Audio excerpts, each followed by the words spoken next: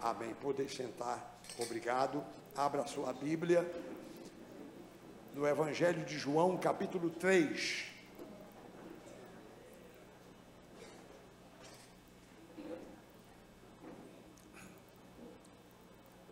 Abra a sua Bíblia, por favor, no Evangelho de João, capítulo 3.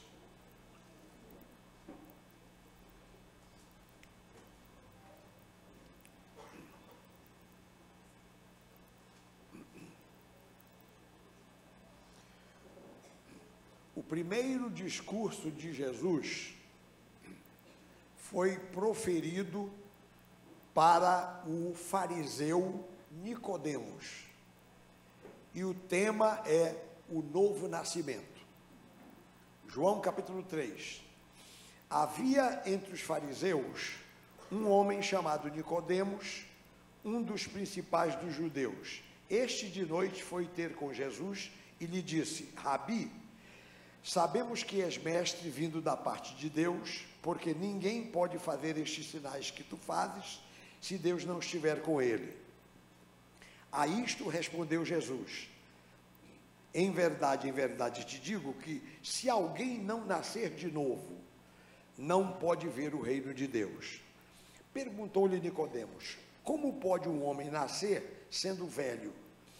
Pode porventura voltar ao ventre materno e nascer segunda vez? Respondeu Jesus: em verdade te digo, quem não nascer da água e do Espírito não pode entrar no reino de Deus. O que é nascido da carne é carne, e o que é nascido do Espírito é Espírito. Não te admires de eu te dizer, importa-vos nascer de novo.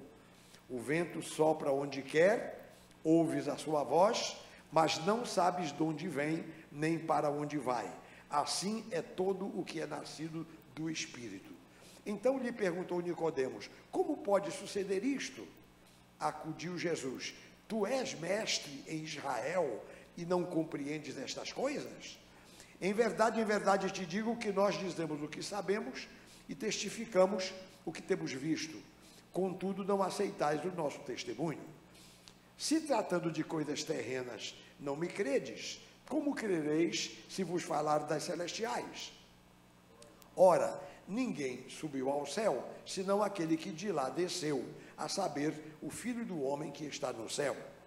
E do modo por que Moisés levantou a serpente no deserto, assim importa que o Filho do homem seja levantado, para que todo o que nele crê tenha a vida eterna. Amém. Até aqui, por enquanto. Amém. Meus irmãos, este Nicodemos era um dos principais fariseus da época de Jesus. Consta até que mais tarde Nicodemos se converteu. E ele até ajudou no sepultamento de Jesus. Depois que Jesus foi morto, ele e José de Arimateia colocaram Jesus no sepulcro. Então, a palavra para Nicodemos valeu. Diz aqui o texto que de noite ele foi ter com Jesus, naturalmente para não se expor, porque Jesus era um mestre que estava começando a aparecer, e os fariseus tinham muita curiosidade a respeito dele, e já a maioria dos fariseus se tornou contra Jesus. E então Nicodemos, para não chamar a atenção, procurou Jesus de noite. Apesar de que quando eu fui a Israel, o nosso guia de turismo em Israel explicou que nos tempos de Jesus, os sábios se reuniam à noite para conversar. Então, segundo esse guia, a nossa interpretação de que Nicodemos foi procurar Jesus de noite para não se expor, não tem muito sentido. Ele diz que é porque, naquele tempo, os mestres reuniam os seus discípulos à noite para estudar. Então, ok.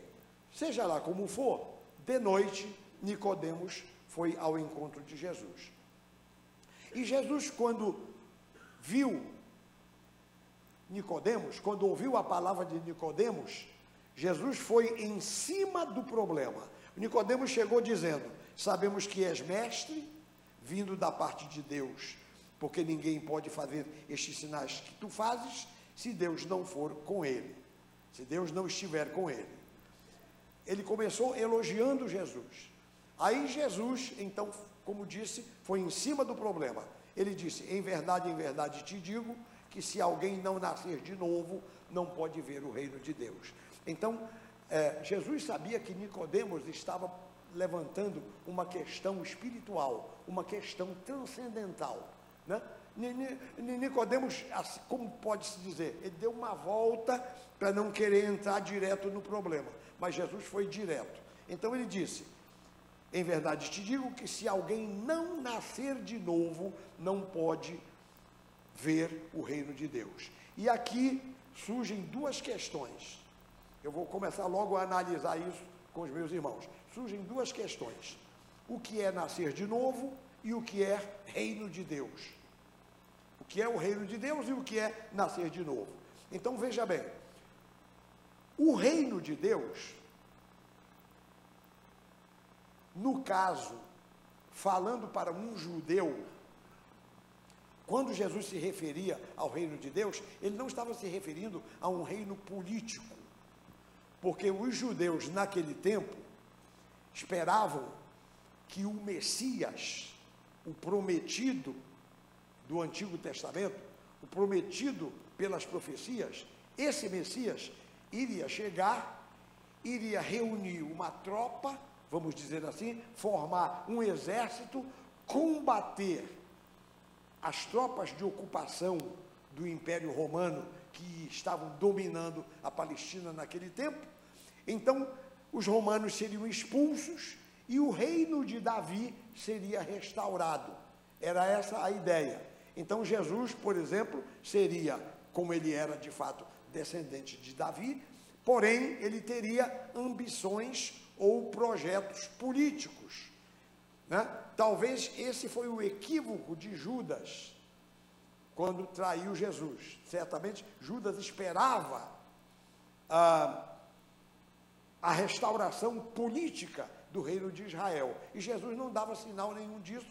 Aí, entre outras coisas, ele traiu Jesus. Bem, o fato é que Jesus mostra aqui, em primeiro lugar, que o reino, quando se diz o reino de Deus, não era um reino político, e sim de uma outra natureza. Então, qual é a natureza?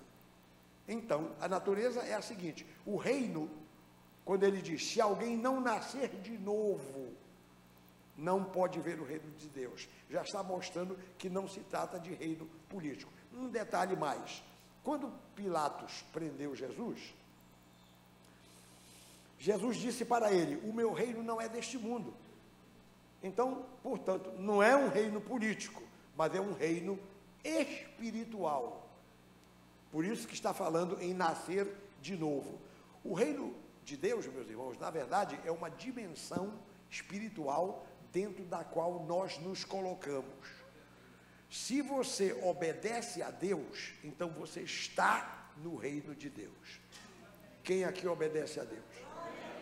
Então você está no reino, você já está no reino. Pois é. Outro detalhe, trata-se de um reino presente, até porque mesmo as teologias das igrejas explicam que existe o reino futuro. Na verdade, o reino de Deus nunca teve solução de continuidade. O nosso Deus sempre foi rei, em todas as épocas, desde o surgimento do universo, desde antes da fundação do mundo. O nosso Deus sempre foi rei. O que acontece, porém, é que entrou Satanás no meio e afastou a humanidade do reino de Deus. Quando Deus colocou Adão e Eva no jardim, era para começar o reino de Deus na terra. Mas aí o inimigo veio, afastou o casal do reino de Deus, da vontade de Deus, e aí as trevas começaram a dominar. Até que veio Jesus e veio pregando o reino. Repito, só que quando ele chegou pregando o reino, os judeus pensavam que era um reino político. Não era. Agora, temos que entender, portanto, que se trata de um reino presente. Um reino que começou com Jesus, dura até aos nossos dias, e depois esse reino vai ser transportado para a eternidade. Então a gente tem que entender muito bem essa questão do reino. Então, por exemplo, só para fechar o assunto, venha para Lucas 17. O que é que diz aqui o Evangelho de Lucas, no capítulo 17, versículos 20 e 21. Diz assim a palavra: interrogado pelos fariseus sobre quando viria o reino de Deus, Jesus lhes respondeu: não vem o reino de Deus com visível aparência, nem dirão ei-lo aqui ou lá está, porque o reino de Deus está dentro de vós. Então é um reino espiritual, não é político e nem também apenas futuro. Ele é futuro, mas ele é presente, hoje e agora, dentro de nós. Entendido, meus irmãos? Todo mundo entendeu? Então o reino de Deus é uma dimensão espiritual dentro da qual nós nos colocamos. O reino de Deus é a vontade de Deus nas nossas vidas. Amém, glória a Deus. Aí surge a dúvida de Nicodemos. Nicodemos ouve esse negócio e ele diz: ué. Aí ele pergunta aqui para Jesus, veja o versículo 4, João capítulo 3, versículo 4. Perguntou-lhe Nicodemos: como pode um homem nascer sendo velho? Pode porventura voltar ao ventre materno e nascer segunda vez?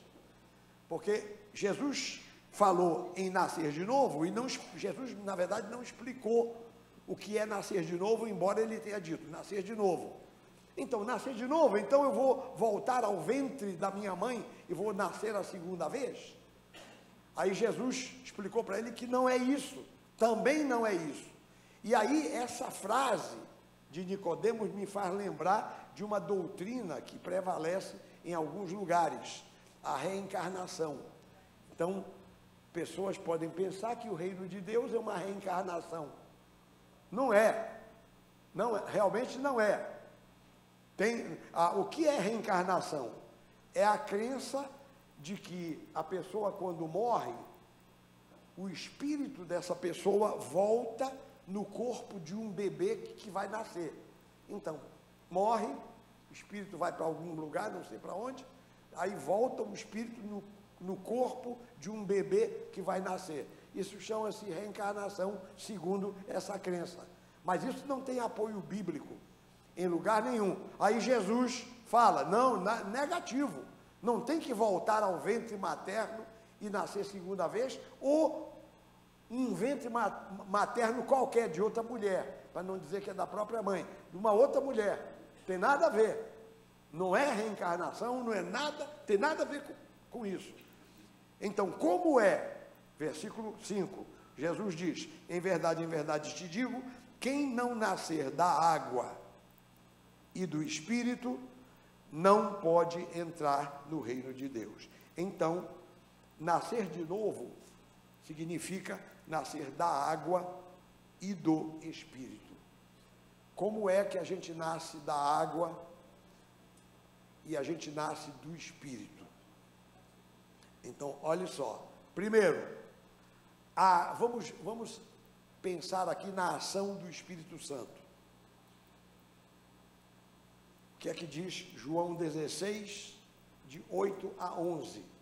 Vamos projetar essa passagem da Bíblia para você ler comigo. Olha só, aqui é a ação do Espírito Santo, João 16, de 8 em diante. Quando ele vier, ele quem? O Espírito Santo, está falando do Espírito Santo. Quando ele, o Espírito Santo, vier, convencerá o mundo do pecado, da justiça e do juízo. Do pecado porque não creem em mim, da justiça porque vou para o Pai e não me vereis mais, e do juízo porque o príncipe deste mundo já está julgado. Então, nascer do Espírito é o seguinte, é que a palavra de Deus é pregada, entra o Evangelho como você conhece, a palavra é pregada, a mensagem é falada, então o Espírito Santo vem e trabalha na mente e no coração da pessoa e convence a pessoa de que isso é assim mesmo. Quer dizer, quando diz convence do pecado, é porque a pessoa tem que se arrepender dos seus pecados. Então o Espírito Santo fala ao coração do homem que o homem é um pecador e que ele precisa de se arrepender. Então, vai por aí, do pecado, da justiça e do juízo. Então, o Espírito Santo opera na mente e no coração da pessoa e convence a pessoa, sobretudo, a se arrepender dos seus pecados. E aí, quando a pessoa se arrepende, então, todo o processo da salvação, conforme o Evangelho, acontece na vida da pessoa. Então, você se arrepende dos seus pecados, pela voz do Espírito Santo dentro de você, e aí há uma transformação dentro de você.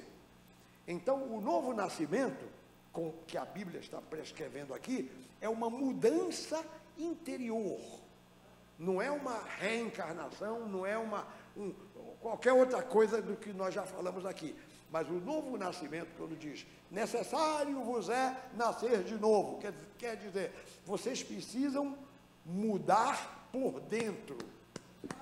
Irmão e irmã, por fora, você é a mesma pessoa, mesmo rosto, mesmo corpo, você por fora é a mesma pessoa, mas por dentro você muda, você passa a ser uma nova criatura. Nova criatura, está percebendo a palavra? Isso quer dizer o novo nascimento. E para comprovar isso, eu cito, por exemplo, Saulo de Tarso. Saulo era perseguidor da igreja. No dia que ele se converteu, ele se transformou. E ele se tornou em Paulo, o grande apóstolo Paulo. Maria Madalena, uma prostituta, uma mulher cheia de demônios. O dia que ela teve um encontro com Jesus, ela se transformou. E a própria Igreja Católica chama Maria Madalena de Santa Maria Madalena. Imagine. É justo. Ela tornou-se uma mulher de Deus, uma mulher salva, transformada, abençoada. Isso é o novo nascimento, produzido pelo Espírito Santo. O Espírito Santo dentro da pessoa. Mas também Jesus diz que é nascido da água. Que água é essa? Então, meus irmãos, tem duas interpretações, todas duas válidas para a questão da água. Que água é essa? Olha, quando ele fala em água, primeiro ele está se referindo à palavra de Deus. A palavra de Deus, isto que eu estou pregando aqui é água. A Bíblia é água que lava. A palavra de Deus lava a gente por dentro. A palavra de Deus esclarece a gente. A palavra de Deus trabalha na nossa mente, no nosso coração. E faz justamente, quer dizer, colabora para essa mudança. Entra o Espírito Santo de um lado, a palavra do outro. Olha o que diz a Bíblia aqui. Efésios capítulo 5 e versículo 26. Efésios capítulo 5 e versículo 26. Vamos ler aqui com uma certa rapidez, que o tempo avança. Efésios 5, 26 diz assim: para que a santificasse, está falando aqui sobre a igreja, né? O versículo anterior diz: maridos, amai vossa mulher, como também Cristo amou a igreja, e assim mesmo se entregou por ela, a igreja. Para que a santificasse, então Cristo santifica a igreja, tendo-a purificado por meio da lavagem de água pela palavra. Então, a água, em primeiro lugar, é a palavra. É a palavra. Mas também tem uma segunda interpretação que também significa água. É a água do batismo. Pastor, mas a água do batismo? Sim.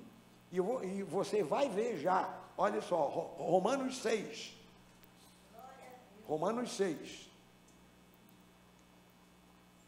Romanos 6. A partir do versículo 3, diz assim: ou porventura ignorais que todos nós fomos batizados em Cristo Jesus, todos nós que fomos batizados em Cristo Jesus, fomos batizados na sua morte.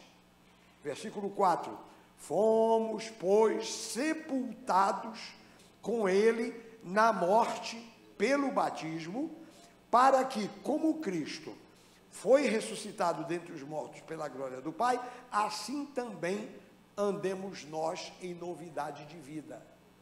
Prestou atenção? Olha, para novidade de vida é o novo nascimento, está ligado ao tema do novo nascimento.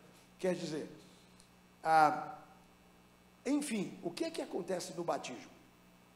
A pessoa se converte, morre com Cristo, é crucificada com Cristo.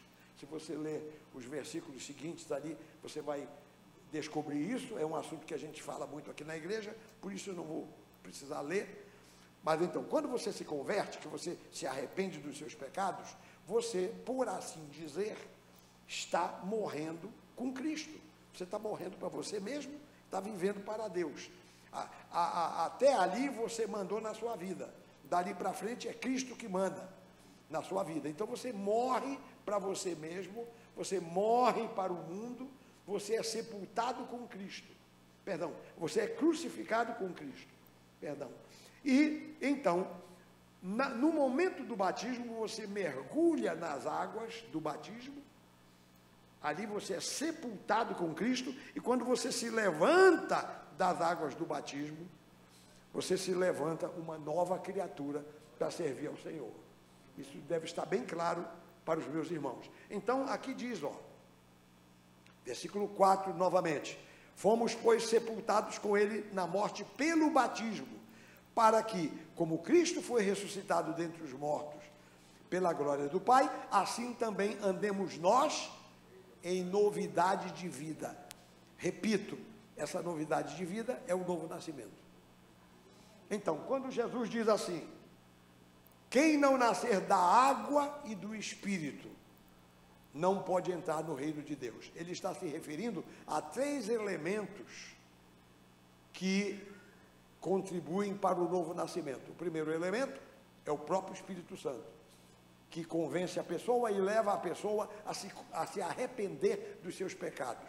E então esse arrependimento, a decisão da pessoa modifica o seu interior.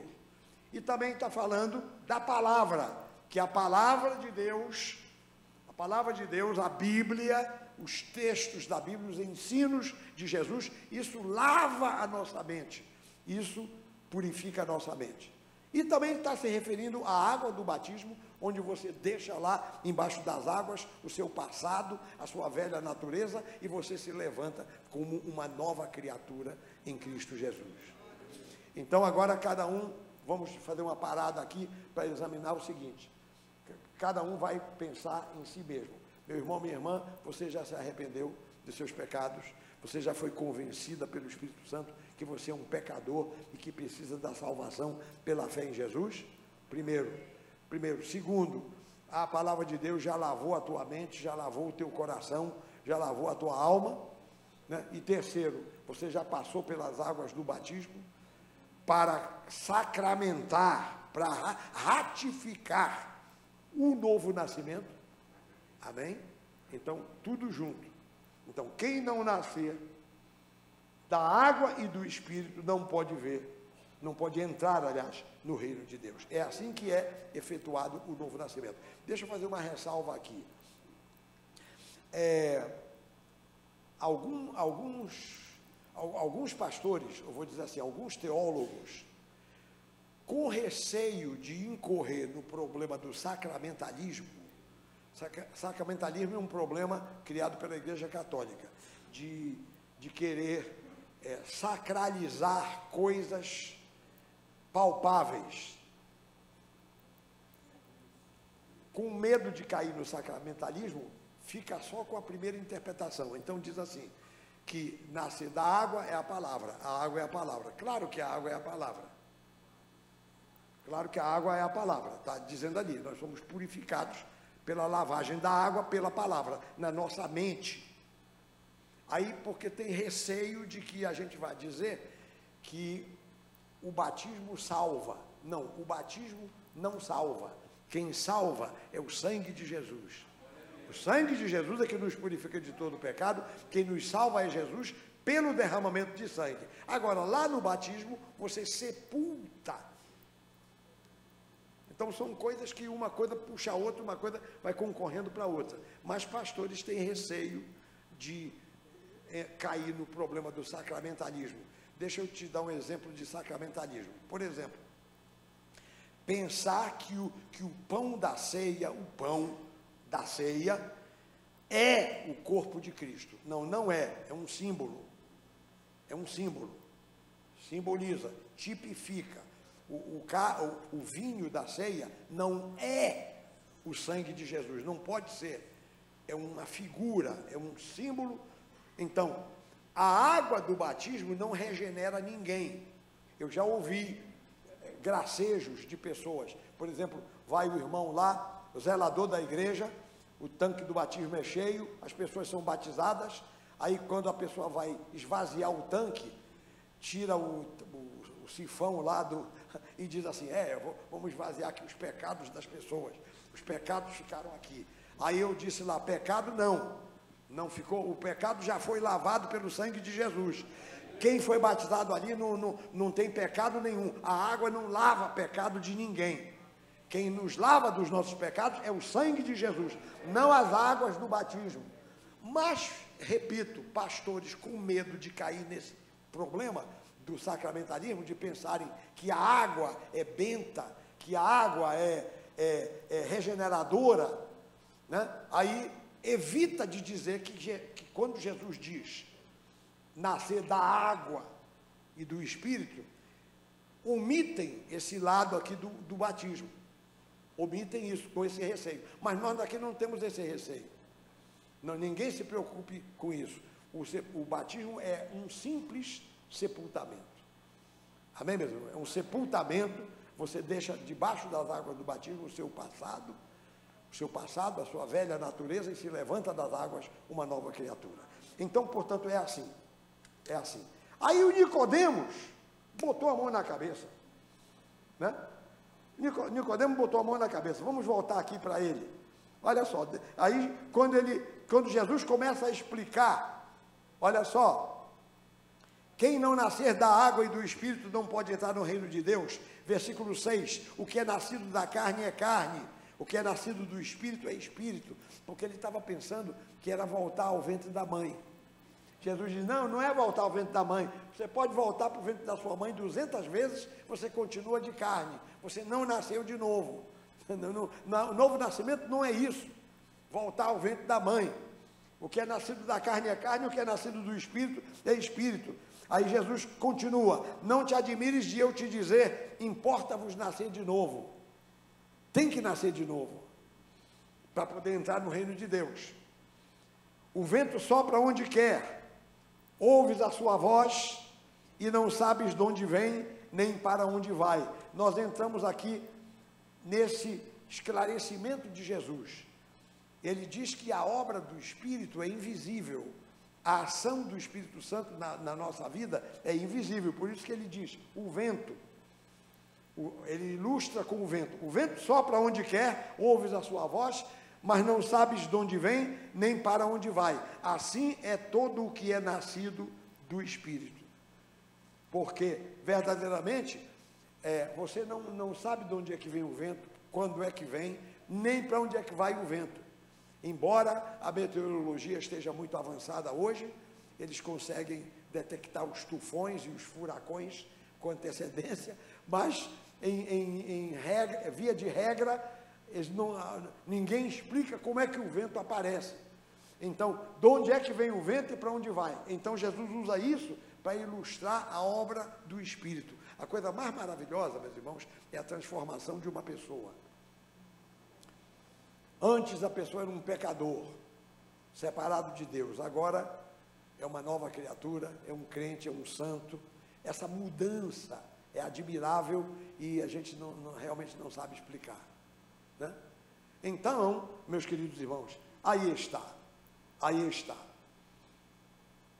Agora temos umas explicações aqui adicionais que eu queria passar aqui rapidamente na conclusão desta mensagem. Olha só, algumas coisas adicionais. Por exemplo, Jesus faz uma declaração surpreendente. Ele diz que ele é o Filho do homem, conforme a visão de Daniel, do profeta Daniel, no capítulo 7. Se você olhar ali para o profeta Daniel, no capítulo 7, você vai encontrar que o profeta teve uma visão em que ele via o Filho do homem. Pode achar, Marina, para nós, assim projetando, anda um pouquinho mais rápido. Daniel capítulo 7, versículo 13. Daniel 7, 13. Olha o que diz aí a palavra. Aqui é Daniel tendo a visão. Eu estava olhando nas minhas visões da noite, e eis que vinha com as nuvens do céu, um como o Filho do homem. E dirigiu-se ao ancião de dias, e o fizeram chegar até ele. Olha só, um como o Filho do homem. Quem é esse Filho do homem? Eu estava olhando nas minhas visões da noite, e eis que vinha com as nuvens do céu, um como o Filho do homem, e dirigiu-se ao ancião de dias, e o fizeram chegar até ele. Versículo 14. Foi-lhe dado domínio e glória, e o reino, para que todos os povos, nações e homens de todas as línguas o servissem. O seu domínio é domínio eterno, que não passará, e o seu reino jamais será destruído. Filho do homem, que aparece numa visão lá no céu. Pois Jesus foi dizer para o Nicodemos, esse Filho do homem aí sou eu. Nicodemos, uau! Olha só, vamos voltar aqui para você ver, ele está dizendo, em verdade te digo, veja aqui, versículo 10, que o Nicodemo perguntou, como é que pode suceder isso? Versículo 10, tu és mestre em Israel e não compreendes estas coisas? Em verdade te digo que nós dizemos o que sabemos e testificamos o que temos visto, contudo não aceitais o nosso testemunho. Se tratando de coisas terrenas não me credes, como crereis se vos falar das celestiais? Ora, ninguém subiu ao céu, senão aquele que de lá desceu, a saber, o Filho do homem que está no céu. E Jesus se chamava a si mesmo de Filho do homem. Então ele estava dizendo para Nicodemos, olha, esse Filho do homem lá, que aparece entre nuvens e tal, sou eu. Uma declaração surpreendente. Outra coisa, Jesus ilustra a fé com aquela história da serpente de metal.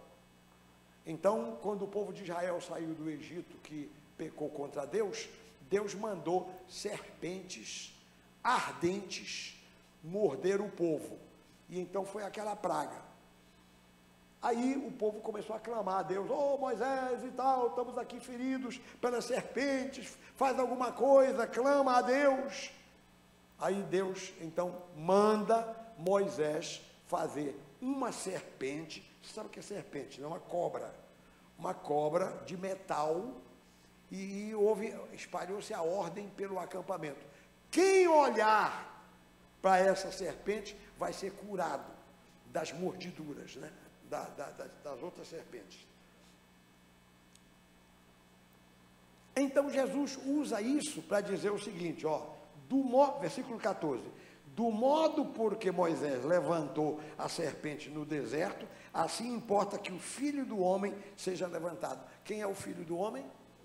Ele, Jesus. Ele acabou de dizer para Nicodemos, olha, esse cidadão, esse personagem lá de Daniel, do profeta Daniel, sou eu. E quem olhar para mim, vai receber a vida eterna. Olha só, incrível. Do modo como Moisés levantou a serpente no deserto, assim importa que o Filho do homem seja levantado, para que todo que nele crê, tenha a vida eterna. Então Jesus está dizendo, sou eu o Filho do homem, e quem olhar para mim, quem me obedecer, quem crê em mim, quem me aceitar, vai ter a vida eterna. E você, para entender a questão da vida eterna, você tem que entender também o que é a morte eterna. Irmãos, resumidamente é assim, morte eterna é a separação eterna do homem de Deus. No fim, quem não quer saber de Deus vai ser separado de Deus eternamente. Isso se chama morte eterna. Esse é o Hades, o lago de fogo, o inferno definitivo. Agora, quem se volta para Jesus, vive eternamente. Nunca mais morre. Aleluia. Glória a Deus. Então, é o que Jesus diz aqui. E essa é a nossa bênção. O que é que diz aqui João 3,16? Vamos completar isso aqui, esse pensamento.